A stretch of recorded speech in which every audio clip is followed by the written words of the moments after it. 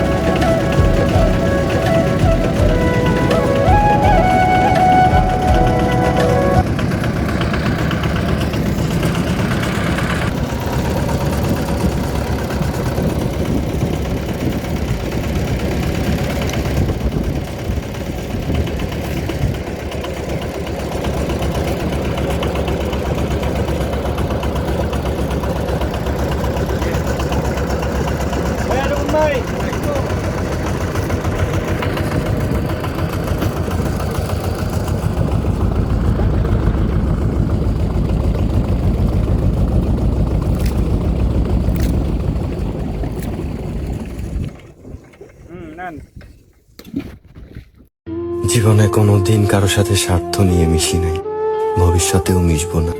কাউকে যদি সম্মান দিয়ে থাকি, ভালো ব্যবহার করে থাকি, ভালোবেসে থাকি, তাহলে সেটা সব সময় মন থেকে নিঃস্বার্থভাবে ছিল, কারণ সেই মানুষগুলো সেটা অর্জন করে নিয়েছে।